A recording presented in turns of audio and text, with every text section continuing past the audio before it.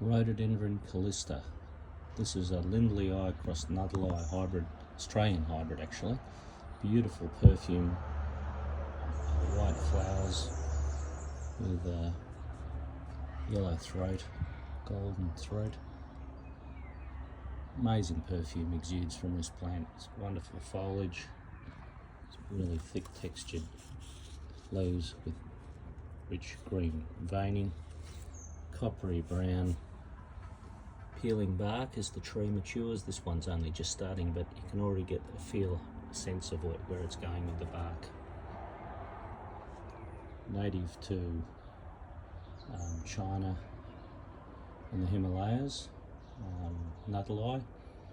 I'm not sure lindleyii, as far as I know, is another Asian species, and it's a great combination because you get the best of both. Nuttalii, which is one of the parents, can get as high as 5 or 10 metres in the wild, and semi-epiphytic in the wild as well. So it can range from being a shrub to a small tree. Beautiful plants, huge trusses. I mean, get my hand next to the florets here, the individual flowers here. You can sort of see the size, the scale of these things are huge. Beautiful plant. We're in southern Tasmania here at Kettering near Bruny Island. It's just growing in a pot on the porch. They don't get usually the very hot temperatures perhaps we can get up in Melbourne and on the mainland generally, but nonetheless it can get quite warm and dry here at times, and for periods of time, reasonably long periods of time. So normally morning sun, southeasterly aspect is what I'd recommend.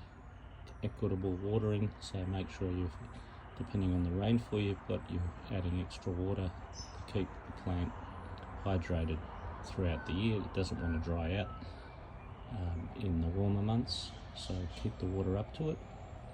Light fertilising a couple of times a year I recommend, maybe early autumn and in the spring, so that it's got something to feed on throughout the whole year, especially if it's in a container.